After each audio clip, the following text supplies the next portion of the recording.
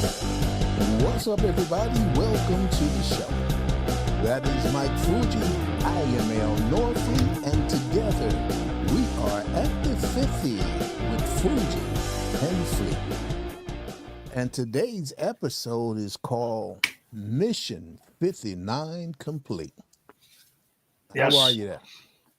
Ecstatic, excited. Congratulations to our Philadelphia Eagles. They went down to New Orleans, took care of business, punched Kansas City in the mouth, and that was it.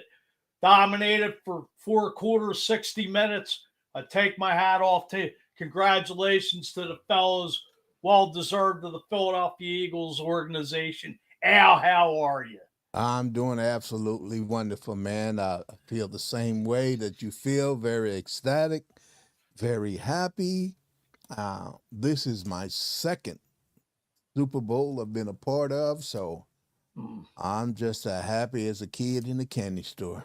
I bet. I mean, hey, sure the first one was bittersweet, but the second time around's got to be even sweeter. Absolutely, absolutely.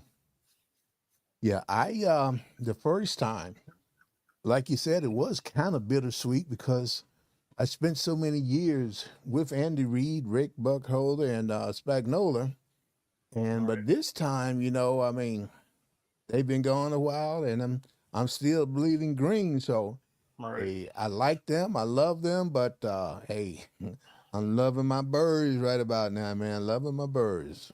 Well, it's the history's there, but it's Nick Sirianni. Everybody's about to run him out this time last year after that Tampa Bay game. They went on the run that they did. That team was just came together, overcame adversity, couple injuries here and there, and they just they went. I don't think Kansas, like I said before when we were off the air, it was destiny against a dynasty, and this team just came out, was all business. Like I said, they punched Kansas City in the mouth. I don't think, I think Kansas City figured they were going to show up and just be, all right, we're a dynasty, and the Eagles took it to them. It was a Philly absolutely. street fight, and the Eagles just Fangio, take your hat off to him. Kellen Moore, that defense just. I think Patrick Mahomes was stunned. I think Absolutely, Jalen absolutely. Hurts and that defense just took care of business. Cooper DeJean on his birthday, Saquon Barkley on his birthday. This team was just fired up, came out right out of a cannon, and boom, punched. We took them right to him with the Philly street fight. And they didn't know what hit them. Exactly. Now, they could go cry all they want. They got their 3 Super Bowl rings. Yeah, But yeah. there ain't no dynasty for another, When for another season. when you really look at it, both of our Super Bowl wins, we have disrupted a dynasty Yes, we because have. that's what they thought of the New England Patriots and Tom Brady when we beat them, and so we ended their dynasty, and Well, now we ended Andy Reid and Patrick Mahomes dynasty, at I'm least for the gonna time being, anyway. I'm gonna say this about the Philadelphia Eagles organization. Let's go back to 1960. All right, it wasn't a Super Bowl, but it's Hmm. still a Right, championship. exactly. Yep. The Eagles were the only team in the NFL to beat Vince Lombardi. Hmm. And they beat Patrick Mahomes and Andy Reid, and they beat Bill Belichick and Tom Brady. Absolutely. We're the only dynasty to do that, or the only organization to do that. So, Right. as like kudos to the Philadelphia Eagles organization, that's bittersweet. Brady, Mahomes, and Vince Lombardi. So, Absolutely. Those are some legend of a name that we took yes, down, right? yes, they are. Nobody else did it. We did the trifecta. Yes, yes. All right, so let me ask you. I I know everybody saw that defense. So tell me in your own words, describe how that defense played in your mind. It just came just brought it like, an old school Brian Dawkins speech. It was all business. Jalen Carter, Josh Sweat, Jomo, Nolan Smith, 6 sacks, 2 interceptions. It was all business. You rattled Mahomes. Yeah. You beat them. You just beat them down. You just beat them down, and they couldn't even get back. The Eagles didn't even take the foot off the gas. They just beat them like a dog. And the thing about it, too, they did all of this without even having one blitz. They did it with the front 4. Yes, they did. I mean, to me, Jalen Carter's a wrecking ball. Like I said, the modern day Jerome Brown. Milton Williams with that sack. I mean, they just brought it. There wasn't, they didn't take their foot off the gas at all. They just kept bringing it. Yeah. I mean, all right, Saquon was, they stacked the box, but hey, let's take our hat off to the MVP. Everybody can stick it, all the critics. Like I said, Jalen's a part of the elite. He beat Mahomes 2 out of the last 3 times. He beat Barrow. He beat Lamar Jackson.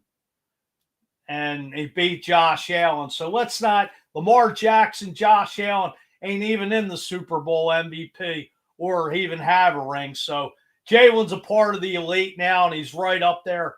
And everybody can just, give the man props and give him respect. Because he beat them. Without Jalen Hurts, there's, it's a dual threat with him and Barkley. Mm-hmm. And speaking of Barkley, you take the coaching staff. Mm-hmm. They pretty much knew what was going to happen. They knew that Kansas City was going to come in here and bank on stopping Barkley. Right. Because of the narrative that, Jalen's not that good, he can't do this, and all his numbers are down. And they probably come in here thinking that. And so, but we got this, we're Kansas City, we're good.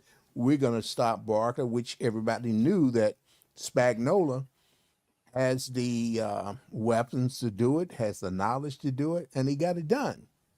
But they didn't figure on Jalen being the elite Jalen that he is, and he ate him apart. Yes, he did. I mean, I bragged about Spagnuolo and his defense. You can't take nothing away from him, but right. Kellen Moore outdueled him on the chess match. Same with Vic Fangio against Andy Reid and Matt Nagy. The game plan was set. These guys just came in fired up, just took care of business. It was a straight beatdown. Probably definitely one of the most dominating Super Bowls ever, one-sided. I mean, the game was over in the third quarter. They got those, they got those trash touchdowns at the end, which didn't mean jack. So, absolutely. This is probably the most fired up I've been all year. Well, you have the right to be. You are a Super Bowl champion fan, so you have the right to be. Well, you're a Super Bowl champion, part of the organization. Yes, sir. Absolutely. Not once, but 2 times. 2 times. 2 times Super Bowl champion driver, and 2 times World Series champion driver. Hey, ain't nobody. It's a pretty good resume. Right hey, believe me, I wish I was in your shoes. You know what? I hear you. I think there's a lot of people that wish they were in your shoes right now. Yeah. I mean, all these years, the camaraderie you've had with Jeff Lurie, Andy Reid, I'm sure with Sirianni, BG, Doc, absolutely. I'm sure, you Big Dom. I see, I shared that out. You and Big Dom holding the Lombardi trophy. That's awesome. Yes, sir. Now, like you said, this was from the other day. Right. And a few years ago, where is that at? Was that the one with Jeff Lurie? Yep. That's from a few years, 17.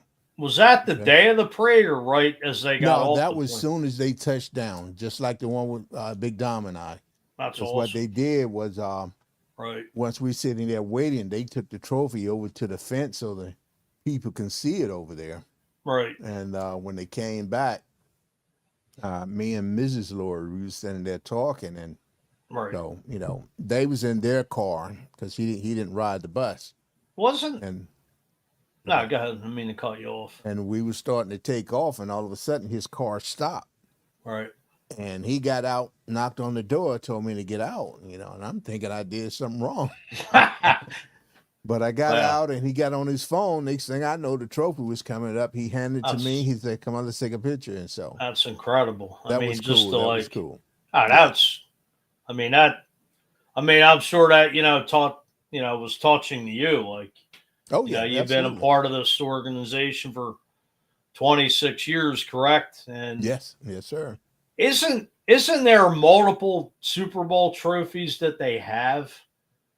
Yeah, Because I yeah. I thought there was like one they keep in the case, but they let the players like she carried around because I know Oh, you but that I don't know about because I know when I'm walking into the building, if I go into the building for some reason, there's a case there where the trophy is. right. And even last night, there's one guy in the organization. I'm not gonna call his name, but he had both of them there side by side. So I don't know if there's a different one that they let carry around or what, but I I know just they do have two in there now. I just thought because I know Saquon Barkley did like a photo shoot with his family Hmm. after the game, but I always thought you know, they got to basically wear gloves because like they don't want to, I guess, get fingerprints all over it or Nah, what. nah, hey man, that trophy got more Right. fingerprints than the stars got than the sky got stars. Nah, I was just just curious because Matter of fact, I was watching something today, and I think it might have been with Barkley, but right. whoever the child was kissed the trophy. And Mm, here in my house, they said, "Oh my God, they kissed it! Look at all those fingerprints on that I thing." think it was yeah, because like I said, they did a photo shoot. Yeah, yeah. His fiance and his daughter and the son, like Mm.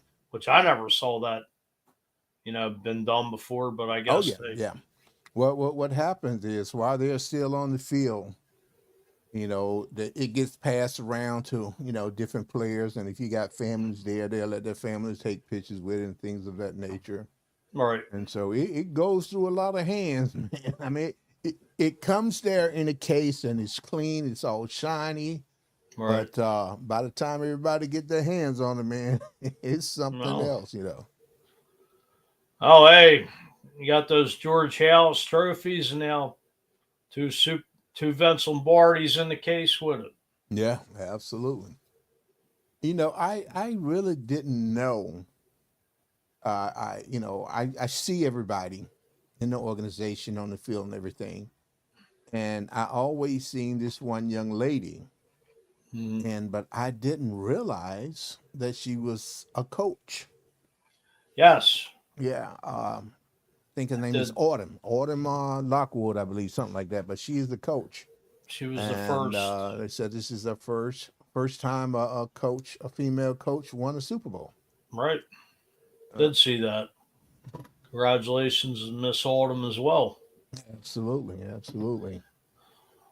And I read something today, or I seen an interview with AJ Brown, and he was saying he was over the Super Bowl already.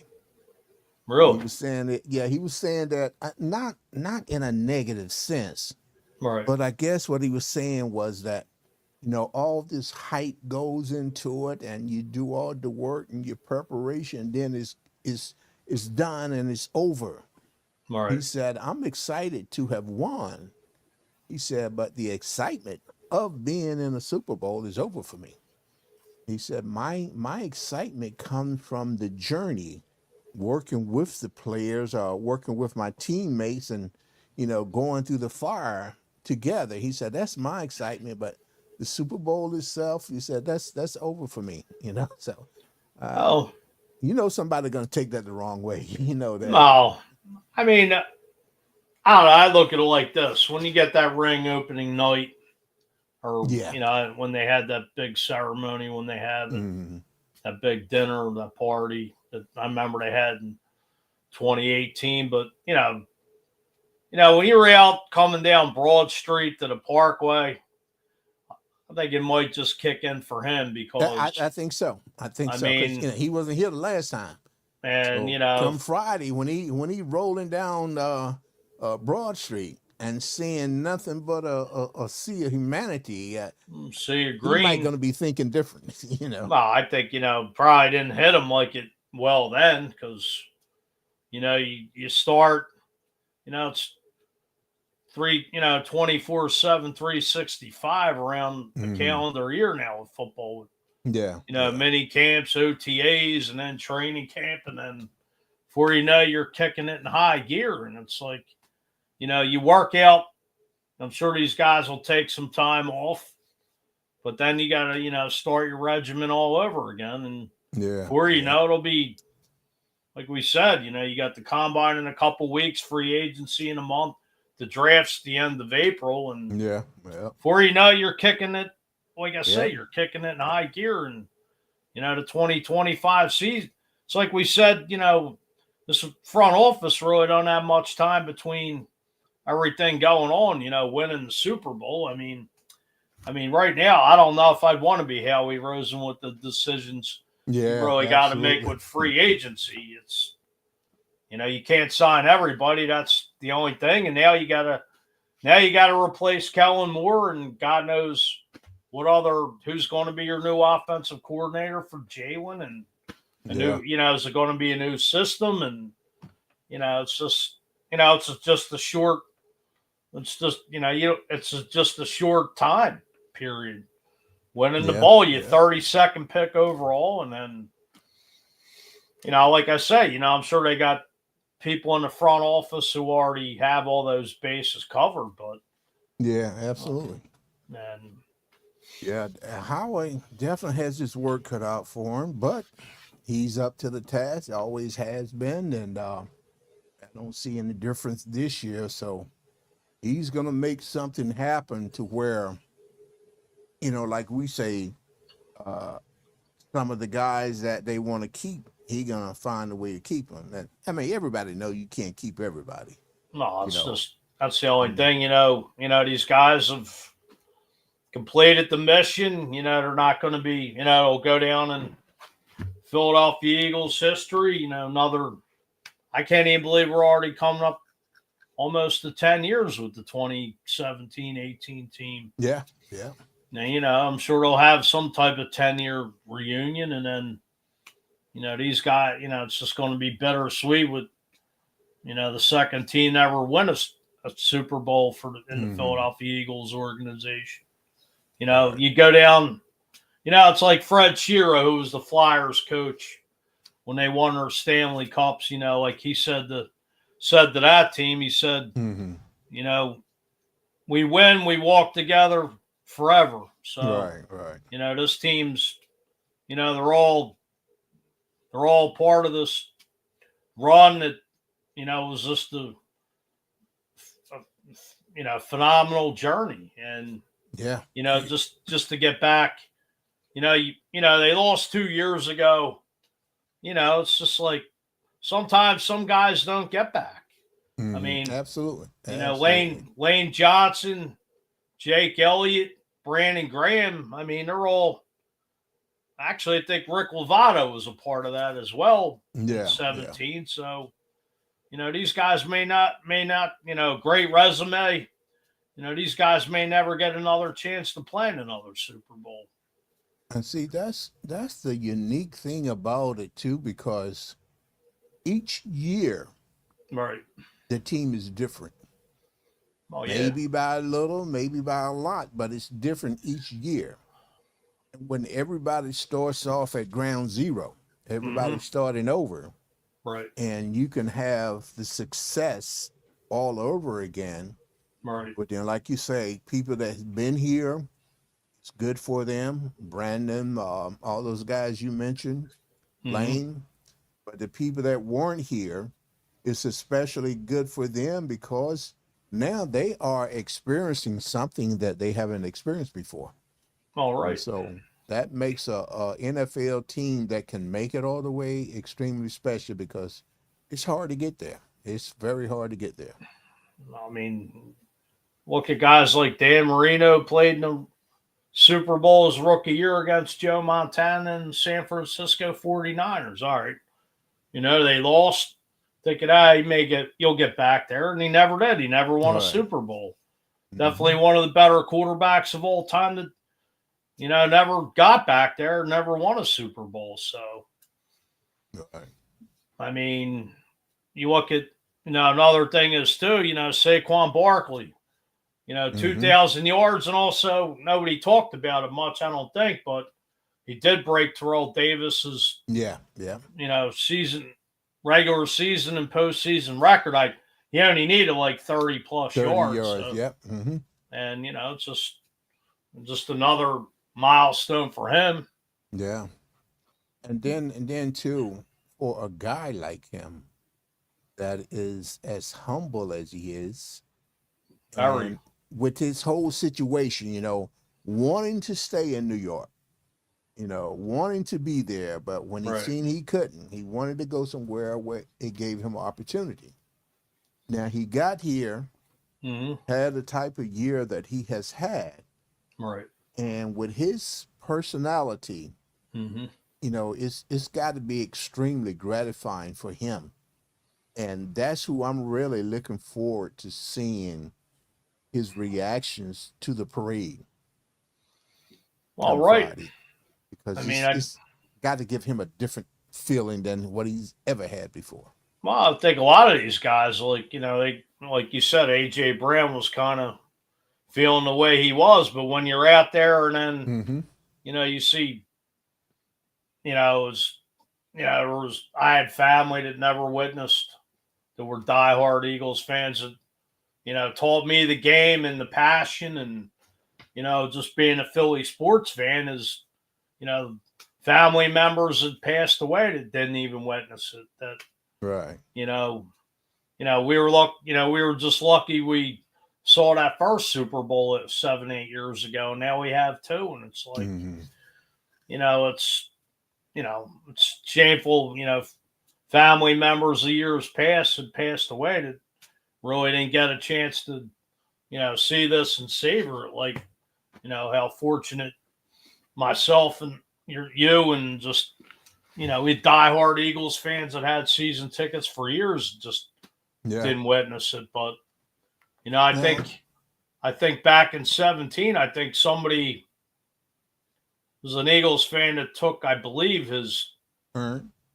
parents, one of the parents' Mm-hmm. urns of the game. And, it's just, people pass away, they're buried in Eagles jerseys. And, Yeah.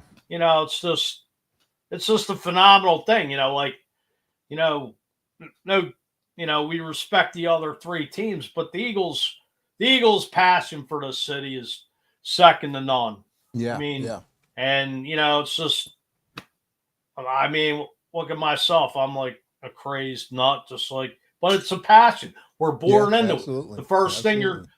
thing you're taught is to dislike and despise the Dallas Cowboys. You're Mhm. basically slapped, coming out of the womb, and as they always said. But Yeah. it's a way of life.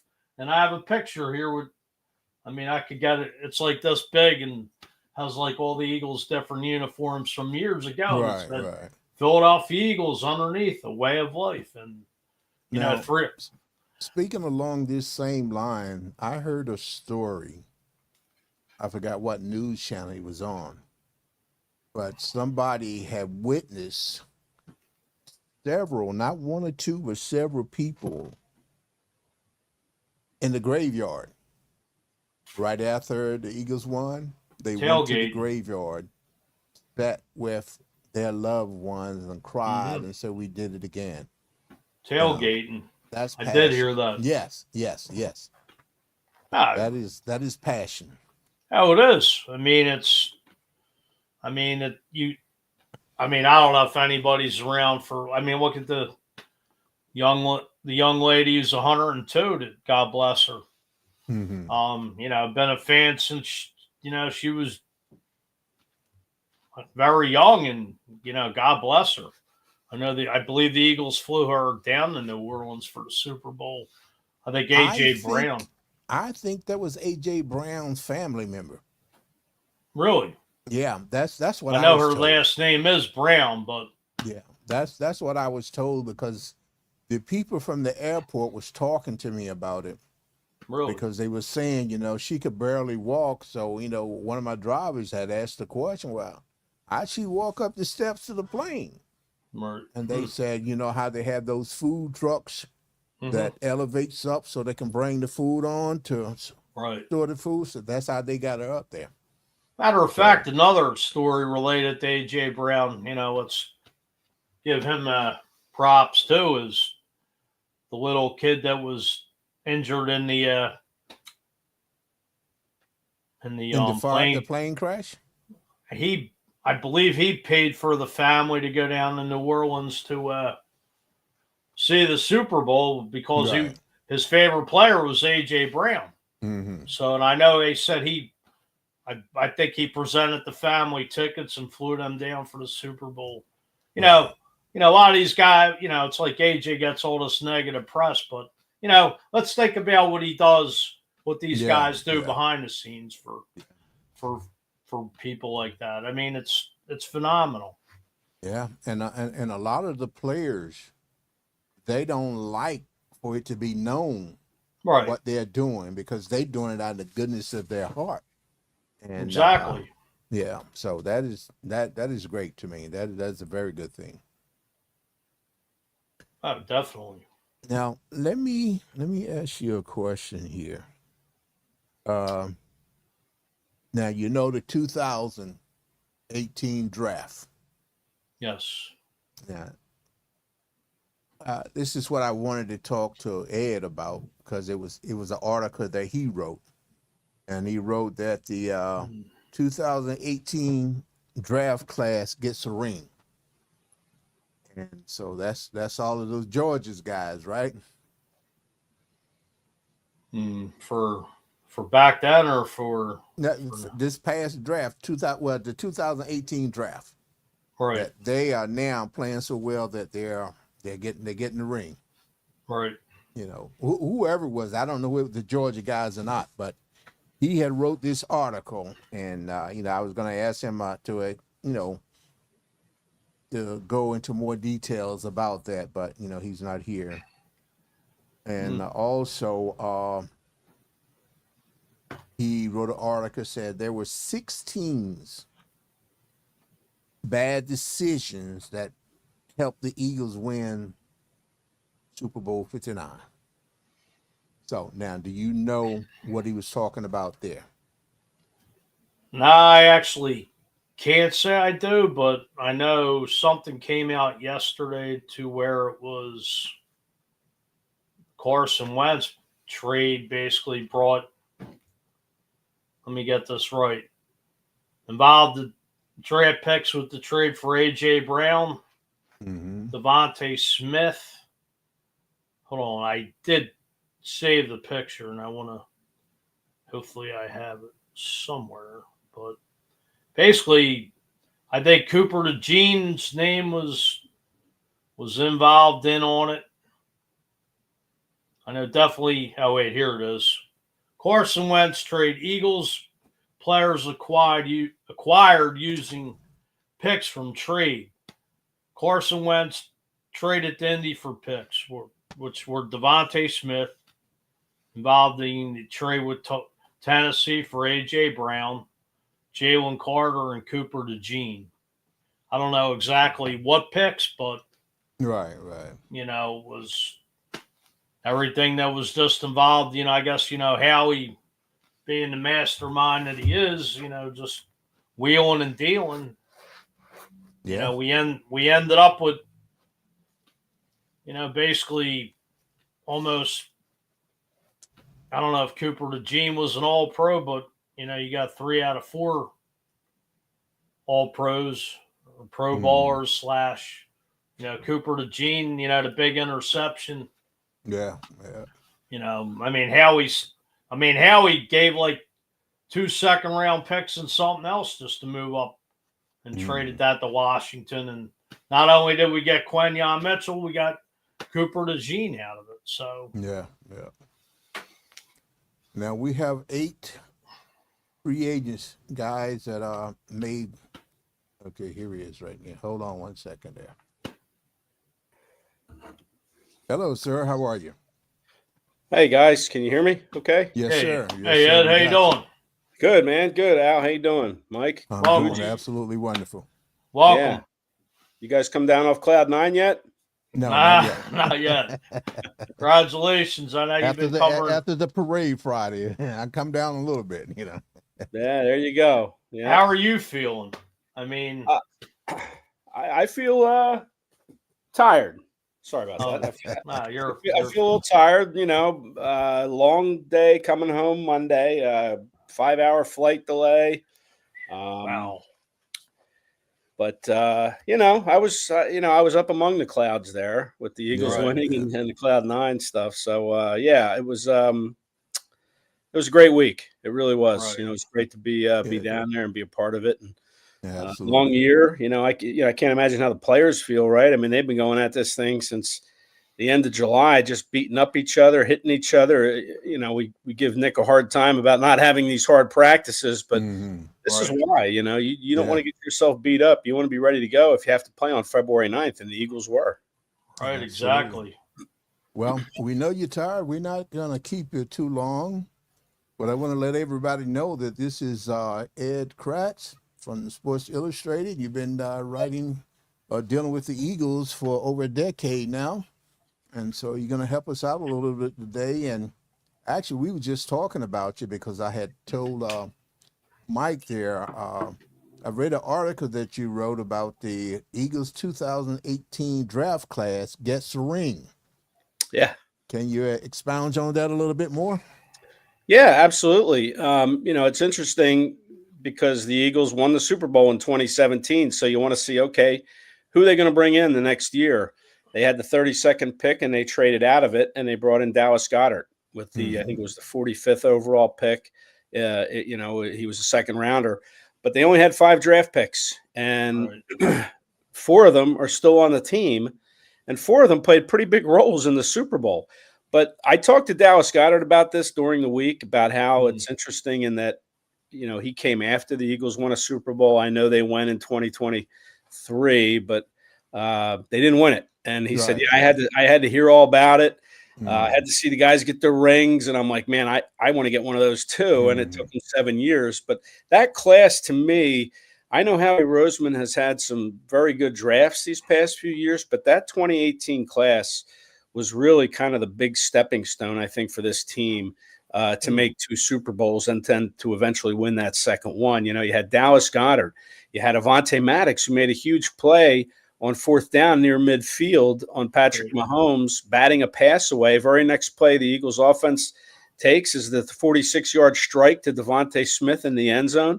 So, you have Goddard, you have Maddox, you have Jordan Mailata was in that class. Obviously, this guy's locked down through 2028, one of the best left tackles in the game. He came as the 233rd overall pick in 2018. And then you have Josh Sweat, who was a 4th rounder. I think he was the 125th pick.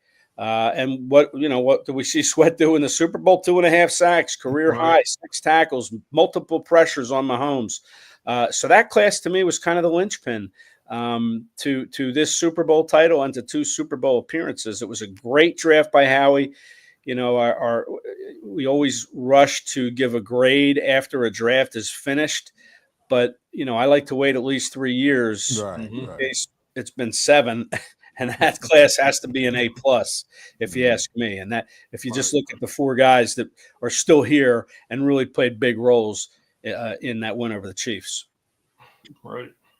Okay. Now, one other question for me. Another article. 6 teams whose bad decision helped the Eagles win Super Bowl 59. Yeah. Yeah. Do you agree with me or not on that one? I agree. Yeah. I just kind of ran through it. First, the New York Giants, not figuring out a way to put anything around Saquon Barkley to win a Super Bowl was just criminal, in my opinion. They had the best running back in the game, a guy that wants to become the best running back ever. And they didn't do anything with him. One winning season. So thank you, New York Giants. Thank you to the New York Jets for not trying Mekhi Becton at guard. They had him and they played him at tackle. He got hurt, kept running him out there at tackle. He comes to Philly, and Nick Sirianni says, maybe we should try him at guard. We have our tackles are spoken for with Jordan Mailata and Lane Johnson, and Becton was open to it. There wouldn't have been any reason why he wouldn't have been open to it in New York. It looks like his best position. So thank you to the New York Jets. I had the Washington Commanders on that list, right? They traded the Eagles traded the 50th and the 53rd overall pick to move up to number 40, where they grabbed Cooper DeJean. Where would this team be without Cooper DeJean?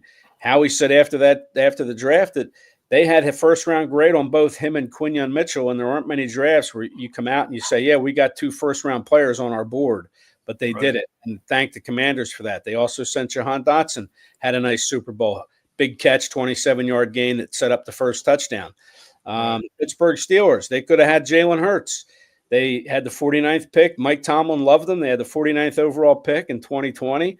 They went with Chase Claypool, who's not even in football anymore. 4 picks later, the Eagles grabbed Jalen Hurts. So there's other teams in there. I can't remember. There was another one, maybe I don't recall. Oh, the Miami Dolphins for not taking to Vic Fangio's defensive scheme and his old school coaching, for firing him, for letting him go because the players complained about him. He came here and turned this defense into the top-ranked defense in the league. So, you look around, the Eagles did a really good job capitalizing on these other teams' bad decisions. And that's why these other teams, they don't do much. We haven't seen anything from the Steelers. They haven't won a playoff game in 8 years. The Commanders are getting better, but that was a huge trade for the Eagles to move up to 40 to get Cooper DeJean. The Giants are terrible. The Jets are a mess. And the Eagles took advantage of their poor decision-making. And as far as, Jalen Hurts, all this ridiculing over the last couple seasons, when a quarterback wins a Super Bowl, they're part of the elite. Now, how can I put this? I got tongue-tied. I mean, where does Jalen Hurts fit in the NFL now as far as being an elite quarterback? Well, I've always been a big defender of Jalen Hurts for the last couple of years. I know he doesn't get a lot of respect nationally. He gets his respect, but he's got his doubters, the Nick Whites of the world, people like that. Chris Sims, Dan Orlovsky. A lot of guys just don't believe that he's an elite quarterback. I guess it depends what your definition of elite is. Mine, it's let's win some games. He's won over 50 games in his 4 years as a starter. He's only been starting for 4 full-time years, and he's been to 2 Super Bowls. He's been to the playoffs every year. The Chiefs tried to take Saquon Barkley away. They didn't want Saquon Barkley to beat them, and they did a good job of that. They made sure Barkley didn't get loose, and they dared Jalen Hurts to beat him. And Jalen Hurts did. He beat him with his legs. He beat him with his arm. And whether he starts to get some respect nationally, I sure hope so. Because I think he deserves it. I say he's elite. I mean, you got to put him in the elite. He's a Super Bowl MVP now. That's just a feather, or a feather in the cap. And I don't think he's done yet. That's the thing is, I think there's more out there for Hurts. It takes a lot of good fortune and good health to win a Super Bowl. But I think Hurts is the kind of guy that he's so focused and so motivated. He's the same guy. Not every day, but every single game, he's just the same guy. He doesn't get too high. He doesn't get too low. I would put him, I'd put him as a top 5 quarterback in this league. I really would. But I've been a defender of his for a while now. I think that he doesn't get the respect that he should. And maybe it's high time that he does. Absolutely. Yeah. Okay. Now, another article you wrote about? A linebacker with a wild year and a journey to remember.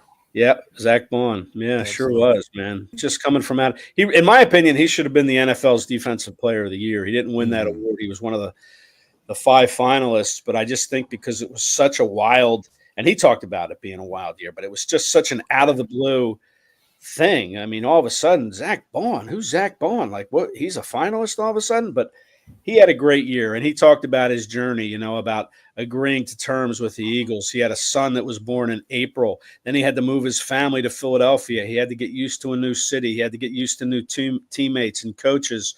It was a lot, and then he never skipped a beat. He earned the starting job and became one of the league's best players, over 150 tackles. When you factor in the playoffs, he forced 7 fumbles, had, I think, 4 sacks, 3 interceptions. That interception he made against the Chiefs, we're all, everybody's happy about the Cooper DeJean play, and that was a great pick 6 Cooper had. But you look at that interception Bond made, how athletic that was, and just coming from film study, knowing what was going on behind him because he had seen it on film, and in an athletic pick, leaping through the air to intercept it. But that was huge because now the Eagles go up. They get the ball at the 14, 2 plays later, Hurts finds Brown, 12-yard touchdown, and it's 24-0. And you think, wow, if the Chiefs don't come out and score on their first possession of the third quarter and make it 24-7, this game's probably over. And the Chiefs had the punt on their first possession, and the Eagles just kept the pedal to the metal. And Zach Bond, to me, is probably it's hard to say he's the MVP with Saquon on the team, but if you break it down offense and defense, to me, he's the defensive MVP for this team. And I think if you're Howie Roseman, you have to make him priority number 1 to bring him back. And I think they will. I'm not sure Bond's going to reach free agency. I think they're going to try to get something done with him before March, whenever free agency starts, March 14th, somewhere along those lines. But, they don't want him to get the free agency, I don't think, because I think he can make a lot of money. I think he likes it in Philly. I like he likes Vic Fangio's scheme, the way he is used. But he's got a young family too, so you're going to have to pay him some kind of money. And even how he doesn't like to pay linebackers, I think he's going to pay this one. Ed, I have a 2-part question besides Zach Bond. What free agents do you see the Eagles bring back? And also, who do you think is the next offensive coordinator?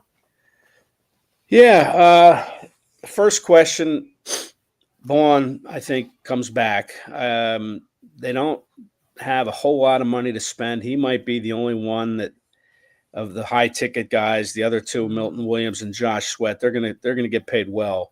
Those 2 players, and I just don't think the Eagles will have enough to keep them. Now, I might be wrong about that. I thought Sweat might be out last year, and they would have kept Hassan Reddick, but they went the other direction and traded Reddick and kept Sweat on a 1-year deal. He took a little less to come back, and I don't think he's going to do that this year. I think he's going to want to try to get as much as he can because he's 28 or 29, kind of his last big bite at the apple here to get a big money deal.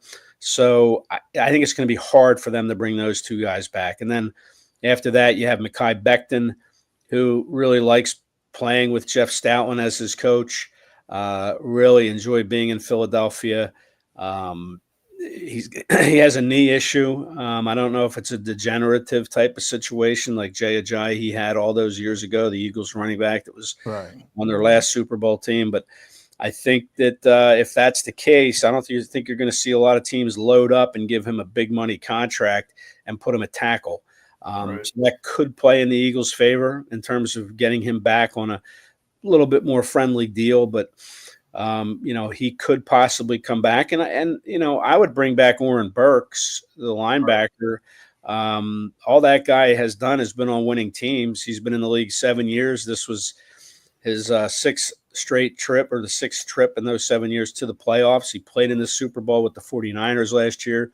He's been mostly a special teams guy and a very good one. But boy, he stepped in when the Kobe Dean got hurt against the Packers with that knee injury, and the Eagles didn't miss a beat. I mean, he played a fantastic game against the Rams. I thought he played well against the Chiefs. But I would try to bring him back, and you don't know what his dollar figure will be. You might be able to get him. I don't know if there's going to be a big clamor for Oren Burks, but there might be. But I think the Eagles can bring him back. And after that, you look at a guy like Kenny Gainwell. I don't maybe he's a Boston Scott situation. He comes back on 1-year deals like Boston did, I think 3 straight years. Boston Scott came back on 1-year deals. I think they'll let Gainwell test free agency, see what kind of offer he gets. And, you look at Miles Sanders. I don't think Miles Sanders did not want to leave. He was worried about running behind another offensive line, and he hasn't been what he was in Philadelphia behind this line. So, maybe Kenny Gainwell realizes that and says, I'm not going to jump ship for a few $1 million more a year. I like my situation. Everybody on this team loves me, which they do. And maybe he comes back, but I don't think that he'll be a priority. I think the Eagles will let him hit free agency. Be great to have him back, but you have Will Shipley, a 4th-round pick that they drafted last spring, who would be, the backup to Saquon.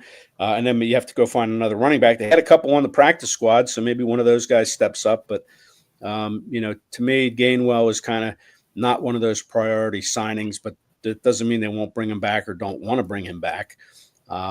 But I just think it's going to be let him see what he gets in free agency. And if some team blows him away and thinks he can be their top ball carrier, then go ahead and do it and go, Godspeed. Good luck to you. Right. Okay, now. Am I forgetting anybody? Am I forgetting any free agents? Anybody else that Isaiah Rodgers? Isaiah, right. Fred Johnson? Yeah, those are, it's so hard when you get to know these players, they're two top shelf guys, but you can't keep everybody.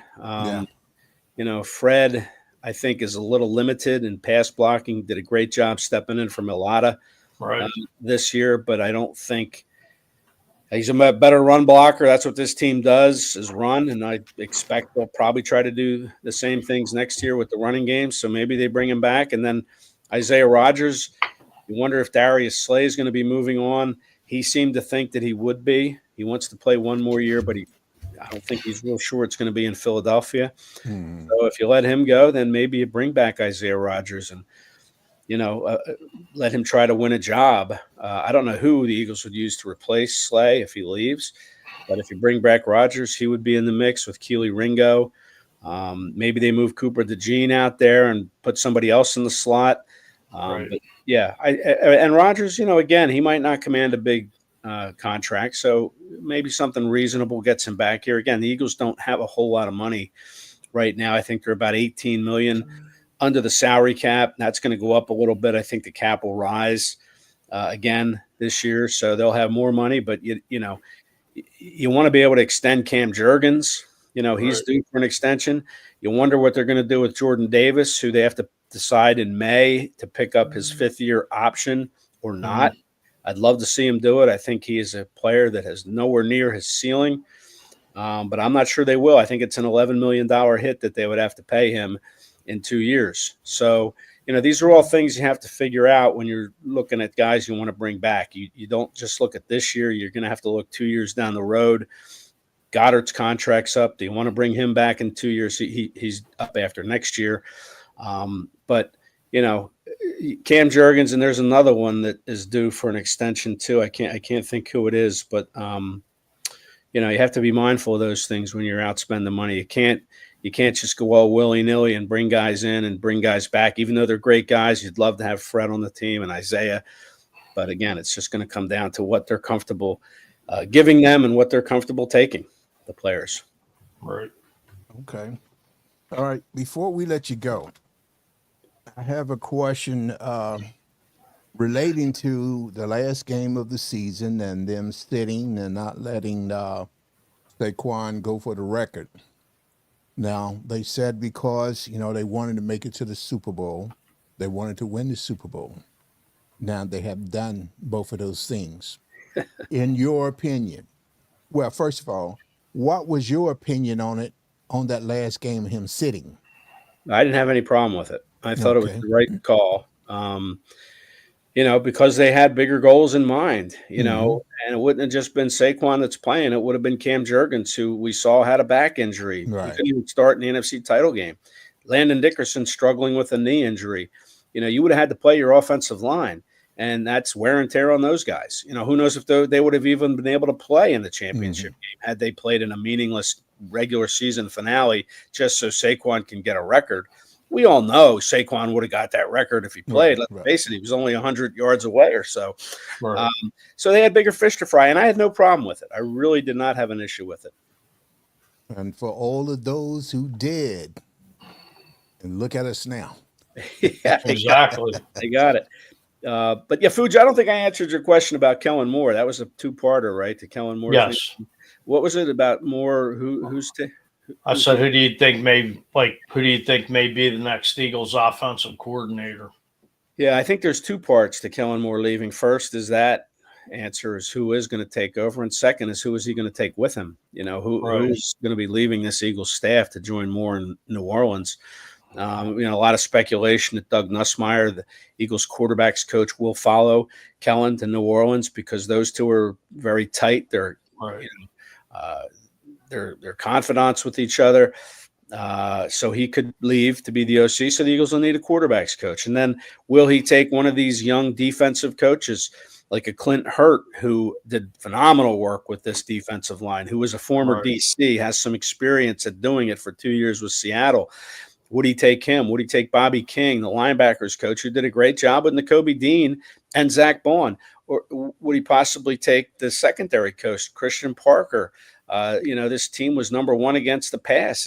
They didn't give up many yards. So he's only 29, Christian Parker. But, you have to wonder, they work closely together for a year. I know Kellen's been in the league a long time. Maybe he has some other player or coaches in mind that he's worked with that could join him. But I would certainly be worried about losing any of those guys. Right.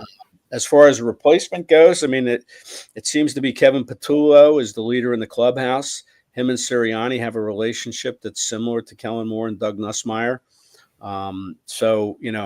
He was bypassed twice already. Nick made 2 hires, and it wasn't his friend Kevin Patullo. I'm not sure he had the cachet to kind of make that move. But now that he's a Super Bowl winning coach, I think if he wants Kevin Patullo to be his OC, I don't think L'Oreal Roseman would have a problem with it. But we'll see. I mean, Frank Reich has been thrown out there. There's that Mike Slowick, who was down with the Houston Texans, did some great things with C.J. Stroud as a rookie. That team took a little bit of a step back, and Slowick got fired. There's some people out there that could be under consideration, but I would put Kevin Patullo as the leader in the clubhouse at this point. Okay. Thank you. Yeah. All right. Well, sir, we appreciate your time.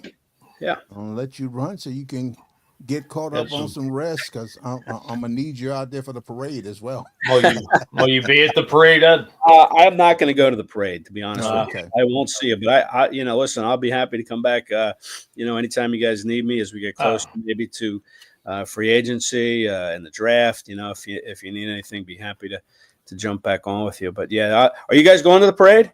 I'll be there. Ed? Well, I will actually be in the parade. Oh, sweet. Yeah, I've been the Eagles driver for the last 25 years. Oh, that's awesome. And we're gonna have 4 of my buses in the parade. Oh, man.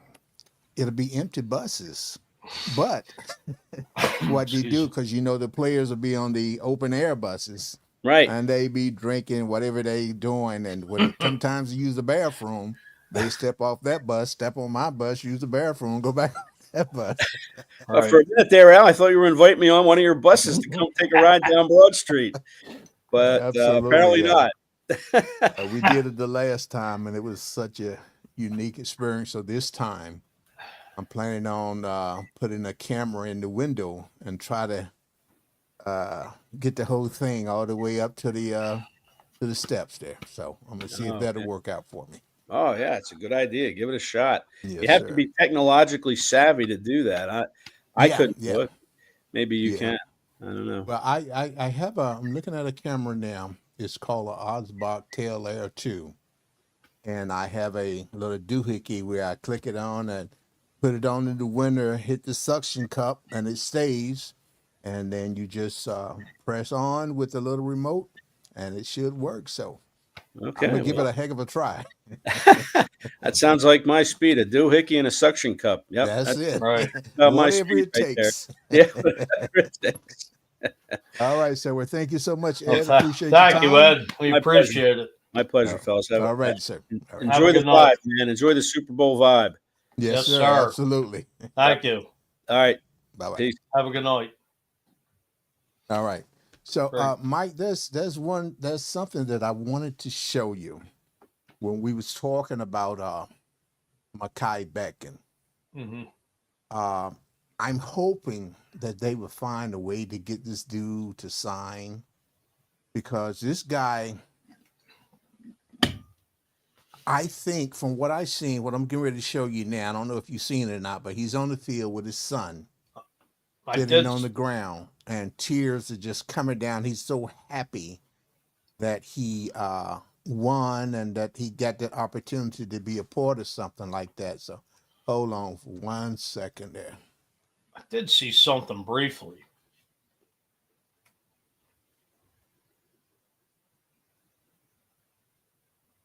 Okay, here we go. And this, wait, let me run it here. You're not going to have sound, but he's just bawling, man. He's bawling from tears of joy, and got his son sitting there. I mean, that's, to me, that was so heartwarming for me. Right. Oh yeah. I mean, after all he's been through, he's the number one pick for the Jets, and he really just didn't work out for him up there. Jeff Stoutland, how he brought him in on a $5 million 1-year deal, and just Stoutland University. Stoutland just does amazing things with these offensive linemen. And I'll say this: I think if the deal's right, he'll come back. Maybe he'll just take the hometown discount, if you will, and just. It's not always about the money, but yeah, absolutely, and especially when you see stuff like that. I mean, to me, it says that he wants to be here. Right. He appreciate the opportunity that they gave him, and I think he would come back, like you said, take the hometown discount, because it works out somewhere down the line, he'll get it back. Well, it's just that too. I mean, Jeff Stoutland has been amazing with the offensive linemen, and I mean Jordan Mailata never played, a lick of football. He played rugby in Australia. Look at him, one of the better left tackles in the game today. And it's absolutely, it's not always about the money. It's the camaraderie, cohesiveness, the organization. Like, you got another chance to win. God knows. The sky's the limit with this team if you can absolutely basically keep this core together. But, it's, hopefully him and Zach Bowen especially will be back. Yeah. Out of. And I'm sure, like I said, that this parade, once they get to experience that's probably going to give them more of an incentive to want to come back. Well, of course. I mean, they already know the passion that the Philadelphia fans have for them. There is no other fan base like the Philadelphia Eagles. I mean, it's just, I'll say this. I mean, all right, you had some negative stuff happen the other night. I'm not saying they're not Eagles fans, but, it's just, I've been a season ticket holder for 30 years, and it's just, that's the passion. That's the fans. It doesn't matter. You got to go. There's no need to go out and be destructive. Yeah. Give Philadelphia, a bad rep, which we already get, but we're the best fans in the NFL. We're the best fans in the world. I mean, Eagles Nation, we are the best.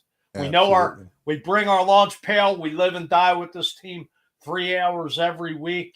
We buy the jerseys. We show up. We travel well. I mean, that New Orleans Superdome, that was an Eagles home game. Absolutely. I mean, I'm just glad you only got to see Taylor Swift one time. And, Travis can go cry in his beer and all that with Mahomes. And, we'll fight another day with you. I know we go out to Kansas City next year.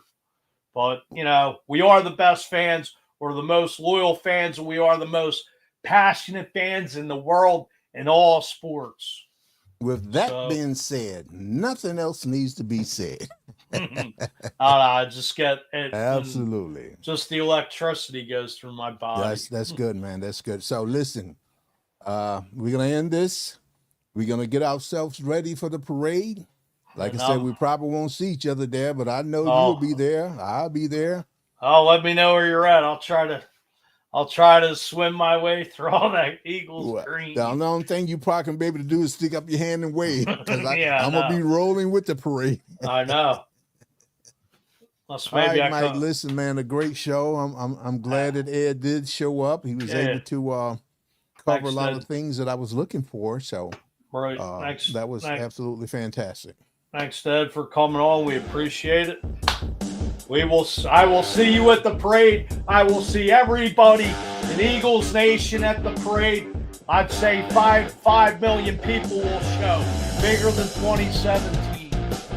And he said what he said. So be there. We'll see you there. Thank you, everyone, for listening. This has been At the 50 with Fuji and Fleet on a Super Bowl week. Thank you, my brother. Thank you, sir. And go Birds. God bless. Be safe. See you at the parade Friday. Everybody be jacked up.